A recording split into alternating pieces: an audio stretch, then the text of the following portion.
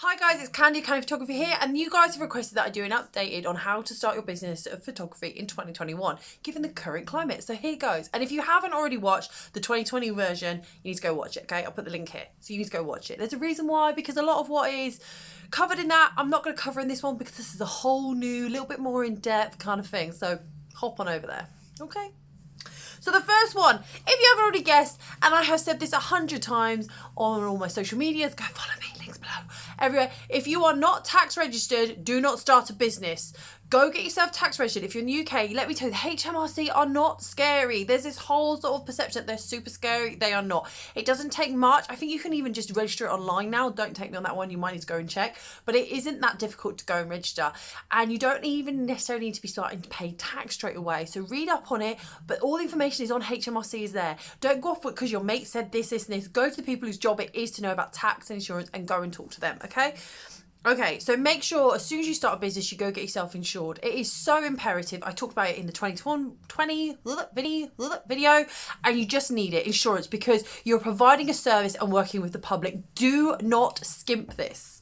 Okay, we're then going to start on knowing your cost of doing business, which is often referred to as CODB, cost of doing business. Essentially, how much it's going to cost you, or what your costs are going to incur the moment you show up to a shoot. So that's the travelling to the shoot, the petrol, the time it takes to travel there, the setting up cost, the hourly rate that you need to pay yourself, the insurance costs you need to pay, all of those things, and work out how it is. Because then what you might find is that you'll stop doing really cheap shoots because you need to make the money back every shoot. There is know where your clientele are, and more importantly, know who your clientele are. Know exactly who your kind of client is. That can change. Don't get me wrong. That can change as you progress through your photography journey, but you need to know exactly who is your clientele, because there is no point wasting time chasing every single person if that is not who you're marketing yourself towards.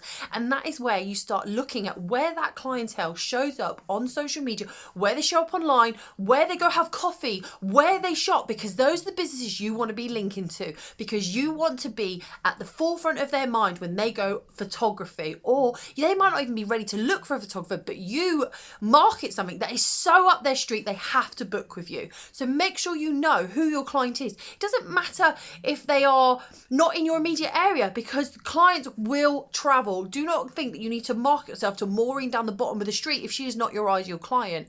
Market from the offset to who your client is. Save yourself some time in the long run and know who they are. Do a little bit of research. Once you kind of figure out where your client is, you kind of start looking at what they're looking at online, or the kind of images they're probably being bombarded with, and you can then start drawing on, good, you know what, I can create these images for them, and that's why you market it. So that's a really good tip, is look at what your ideal client is being sort of fed by the media, what they're aspiring to look at the magazines they're possibly purchasing, where they're going, what clothes they're buying. All of that can help you decide what kind of marketing and shoots you're going to do to get them through the door. Another tip, like I do all the time, don't be afraid to get in front of your brand, in front of your photography. Go live on your social medias, talk to them like we are now. Like I'm on YouTube talking, but I'll go live on my Instagram, live on my Facebook, because people will trust more. And given the current climate where there's a lot of distrust in the world, people really want to know that you are good. Tell them what you're doing to keep people safe. Tell them what training you've been doing. Tell them what projects you've been working on. Because the moment they start getting to know you, they're going to start relating to you and start trusting you more, which means they're more likely to book in with you. Please, please, please always have a contract. Always have a contract that covers for every shoot you do. Don't shoot without a contract. I don't care if it's your mum, your nana, your best mate, have a contract. Because I'm a member of loads of Facebook groups where people go, oh, she was just my friend, so I didn't do one, and now this has happened. Boom, contracts cover you. And that's where I come on to getting a client management system. Now you might go, what is that? So essentially it's how you manage your client through the processes of booking you. Now I personally use Studio Ninja. This is no way affiliated, not have they paid for me to say this, but I use Studio Ninja. It's slick. All my clients have loved it. It looks after the invoices, it's ease of payment, it shows contracts, any questionnaires I want to send out, gives me tasks that I need to follow so I'm not missing out on anything. It's so easy, and do you know what it is? It's so slick. You look super professional. Yes, it is a fee incurred, but then you know what? You put that in your cost of doing business. So I have found that it has helped me book more clients since I've been using it than I have without it, because clients are finding it so much easier to book with me, and all their stuff is stored online. It's all GDPR compliant, so I feel safe in the knowledge that their information is kept safe, and so do my clients. The next one is to do with how you present your images to your client. Now, given the current circumstances, as it is in 2021, we're not really encouraged to meet, especially in the UK, to meet up with people too often, okay? And although, yes, they could come into my studio, the idea is some people are still apprehensive over it. So I have got a way to display my gallery that allows people to choose from the proof, so we can do online sales via a video call, and they can look at the gallery and we go through it together via a video call, and they can select it, and I can still do sales, albeit in person but via the internet, so that I can still get my sales that I need to get my budgets done, or get my targets done, should I say. So I use Pixie. Again, I'm in no way affiliated with them, I just use them. It is, yes, a cost incurred. There is a free one you can use, but I use the paid one. And I have it linked to my printers, who, as soon as a client purchases an order, they pay immediately right then and there, and it sends the order off to the printer, thus cutting down my time spent sorting out that order. The client immediately can proof it online, agree it, put their bank details and send it, and it's sent to them directly. There's nothing to do with me in that. Once it's paid and sent for, the printer takes on the responsibility to send it to my client. It's so good, so slick, and I really love it. It's really helped me get sales during this period where I was able to put myself portrait and people were purchasing. But also, top tip, if you do weddings, load the gallery up, and their guests normally buy prints. Now, so often people can tell you, oh, you need to start your marketing. Do you know the ways I found great at marketing myself without actually looking too salesy is to get involved in client discussions. Actually get involved on the Facebook groups, on the social network groups, where you talk to clients and perhaps offer them a solution to a problem they've got, or link them to another vendor. Perhaps they're looking for a someone who sells a certain type of dress, or maybe a florist. You can link them, and what happens is clients start to recognize your name a lot more.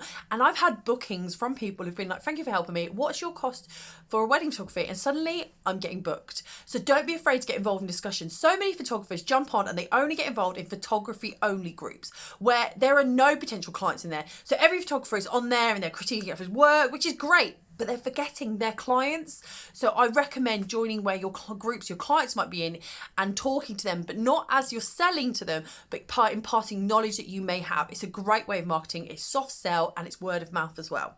Right, when you do your taxes, one of the tips I use, again, not affiliated, is QuickBooks. I love QuickBooks. I can have it on my mobile phone. I can use it on my desktop, my laptop, whatever. And it's so good. I can literally go through my business, my bank transactions, and swipe if they're personal transactions or business transactions. Invoices are covered in there if I need them to be. My mileage for my car, so I can swipe if it's a private journey or a business journey. It's so easy, and it's ready to fill out for the UK tax system. So I find it incredible. I highly recommend if you are going to do that. It's really easy. Again, it is a small cost, but that cost goes into your cost of doing business again. So you know now, so in order to do a slick business, you're going to incur some costs. Marketing plan. Now you are going to be bombarded online. People going, oh, you need to create the algorithm, break the algorithm, do this. Don't worry about breaking the algorithm. What you want to do is, again, know exactly who your client is and market to them. Show them adverts that they are going to be drawn to, because you've researched what kind of imagery they're already being bombarded with. Don't just put out a random advert and hope it gets somebody. Really go, do you know what would my ideal client be looking for at this time of year? What would they be looking for now? Don't also constantly put out advert after advert after advert. Remember, people will buy if they are not sold to more, which essentially means you offer more in words of knowledge, engagement, humor, and education than just sell. We hate it. We actually hate it as consumers to be sold to. We want to feel like we've made the sale choice on our own. So just be careful when you market. Plan out, on Mondays I'm going to market this, on Tuesdays, Wednesdays, Thursdays, Fridays, Saturdays, Sundays. And you can automate it. Facebook has done the Business Suite gallery where you now can have everything sort of planned in a gallery if you need to. There are others, but if you want to keep costs down, use the free software that's available. But plan your marketing. Don't just go off and go, yeah, I'll just do this today and I'll do that tomorrow. Have a consistency, but also think about any national holidays that may be coming up, and also think about your blog and how you can market that. So, if you've got wedding seasons kicked off, share again your blog post of your favorite wedding season. Think about all of this stuff that could actually be used as marketing without looking like you're marketing deliberately. And here's just one more for you, a little bonus. Please, please, please, if you are starting a business, do not think you need to go out and almost bankrupt yourself by buying the best kit. Do not.